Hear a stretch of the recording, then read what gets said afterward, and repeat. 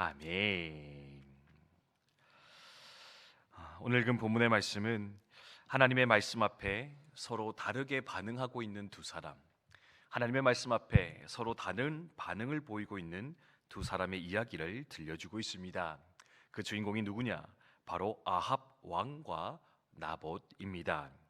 아합 왕이 누구입니까? 북이스라엘 역사상 가장 악한 왕으로 알려진 존재입니다. 우리가 열왕기상 17장의 말씀부터 엘리야에 대해서 함께 묵상하고 있는데, 엘리야가 갈멜산에서 850대 1의 대결을 하는, 그 대결을 하게 만들었던 장본인이 바로 이 아합 왕이었다 생각하시면 되겠습니다. 무슨 말이냐? 즉 이스라엘 백성들로 하여금 바알과 아세라를 섬기는 우상 숭배의 나라로 전락시켜버린 그 장본인, 그가 바로 아합 왕이었는데, 오늘 말씀에서 그가 왜 그토록 타락할 수밖에 없었는가? 그 원인, 이유의 한 단면을 우리 가운데 잘 보여주고 있는 것 같습니다. 오늘 21장의 말씀에 보면 이 아합 왕이 자신의 별궁 근처에 있었던 포도원을 사려고 하는 장면을 발견할 수가 있습니다. 뺏으려는 건 아니고요, 내가 돈을 넉넉히 줄 테니까 이 밭을 나에게 팔라 요구하는 거 발견합니다. 그런데요, 이게 특별히 잘못된 것은 아닌데 21장 그 첫 출발에 보면 그 후에 이 일이 있으니라, 그 후에 이 일이 있으니라 라는 이 대목을 주목할 때 사실은 이 사건이 너무나 안타까운 사건이지 않겠는가 생각해 볼 수가 있습니다. 그 후에 이 일이 있었다. 그러면 그 앞에 뭐가 있었는가 볼 필요가 있는데, 앞선 20장 42절과 43절에는 어떤 일이 일어나고 있느냐? 바로 아합에게 하나님의 심판의 메시지가 선포되는 것을 우리는 발견할 수가 있습니다. 아합이 하나님의 말씀에 불순종했습니다. 그래서요, 하나님이 하나님의 사람을 보내서 그에게 말씀하시는 겁니다. 네가 풀어놓아준 그 사람을 대신해서 네가 심판받을 거야. 그리고 네 나라가 벌을 받게 될 것이다 말씀하셨고, 심지어 아합이 어떻게 반응했다 말하고 있느냐? 20장 43절의 말씀에 보면 그 말씀 때문에 근심하고 답답해하였다, 마음에 깊은 찔림을 받았다 이야기를 하고 있습니다. 하나님의 말씀 들었습니다. 마음이 찔렸습니다. 답답했습니다. 근심합니다. 그러면 그 후에는 어떤 일이 있었다 성경이 기록하고 있어야 되겠습니까? 하나님, 제가 잘못했습니다. 하나님, 제가 범죄하였습니다. 네, 하나님, 내게 말씀하시니 내가 그 말씀대로 살아가겠습니다. 변화와 회개, 회심의 이야기가 이 성경책에 기록되는 것이 당연하지 않을까 우리는 생각해 볼 수가 있습니다. 그런데 그 일 후에 아합은 무엇을 하였다 말하고 있느냐? 그냥 자기 궁으로 돌아가서 자기 별궁 옆에 있는 좋은 밭을 보고는 그것 사려고 마음을 쓰고 있는, 그것 빼앗으려고 혈안이 되어져 있는 아합의 인생이었다. 성경은 그렇게 이야기하며 가르치는 것을 발견할 수 있다라는 겁니다. 뭡니까?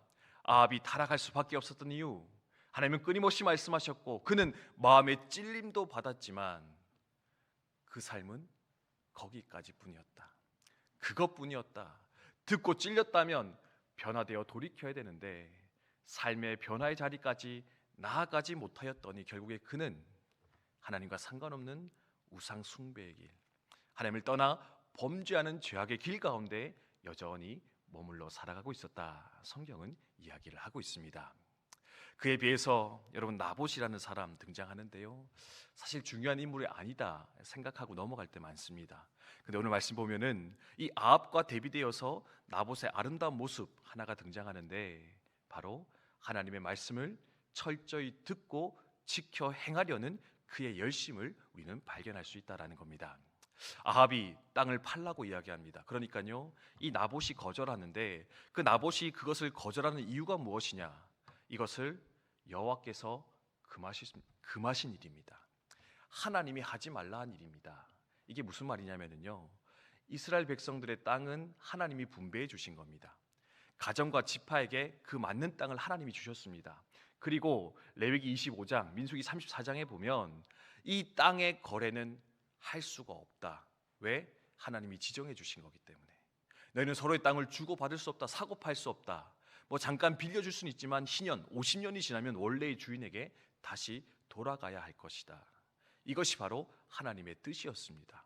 그런데 나봇은요, 이미 수백 년 전에 선포되었던 이 말씀을 기억하고 있었고요, 자신의 마음에 품었고, 또한 그것대로 살아가기 위해서 왕의 청조차도 거절하면서 나아가고 있는 그의 모습을 발견할 수 있는데, 불과 며칠 전에 주신 하나님의 말씀도 지키지 않고 있는 아합 왕에 대비하여서 이 나봇은 몇백 년 전에 주어진 그 말씀조차도 하나님의 말씀이니 내가 지키며 살아가겠다 단호하게 결단하며 그 삶을 만들어가고 있는 아름다운 모습을 우리는 발견할 수 있다는 겁니다. 산성도 여러분, 이 아침 이 말씀 묵상하면서 나는 과연 누구의 자리에 서 있는가, 어떤 모습으로 살고 있는가 한번 좀 돌아보며 점검해 보았으면 좋겠습니다. 사실 부끄러운 말이지만, 두렵고 떨리는 모습이 말이지만, 우리는 후자보다 전자의 모습으로, 나봇보다는 아합의 모습으로 살아갈 때가 더 많이 있지 않을까. 그렇죠? 우리도 주일날 함께 모여서 예배 드립니다. 또는 수요 예배 때, 새벽 기도회 때 와서 내게 하시는 하나님의 말씀을 듣고 마음의 찔림까지는 받으며 살아가고 있는 것 같습니다.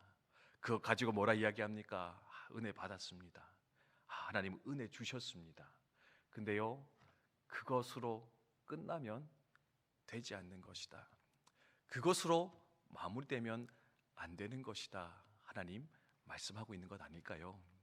찔림 받았다면, 근심이 일어났다면 그 받은 말씀대로 살아가고자 결단하는 것이 필요한데, 그 말씀 앞에 내 삶이 변화되기를 소망하며 그 말씀 앞에 몸부림치며 살아가는 것이 우리 가운데 있어야 되겠는데, 찔림은 받고 은혜는 받고 곧바로 세상 가운데 나아가서 또다시 나봇의 밭을 사는 그 일을 위해서, 세상에 내가 원하는 그것을 이루는 일을 위해서 부단히 애쓰며 살아가는 것, 그것이 어쩌면 우리의 모습이요 삶의 여정일 것인데, 바라고 원하는 것, 하나님 말씀하신다면, 내게 마음에 찔림 주셨다면 그 말씀 이루기 위해서 진정한 변화, 회개의 자리까지도 들어가 살아갈 수 있는 우리의 삶이 되게 하여 주시옵소서.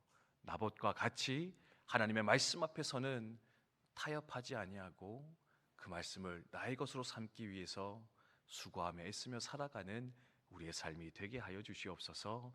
함께 기도하며 나아갈 수 있었으면 좋겠습니다.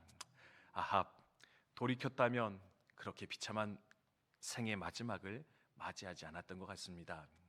듣고 돌이키기만 했다면 하나님께서 그렇게 심판하시는 자의 자리로 가지 않지 않았을까 돌아보며 묵상하면서, 하나님 말씀하실 때 내가 돌이켜 나아갈 수 있도록 주님의 은혜의 자리에 서는 자 되게 하여 주시옵소서. 오늘도 함께 기도하며 나아갔으면 좋겠습니다. 주신 말씀 기억하며 함께 기도하도록 하겠습니다.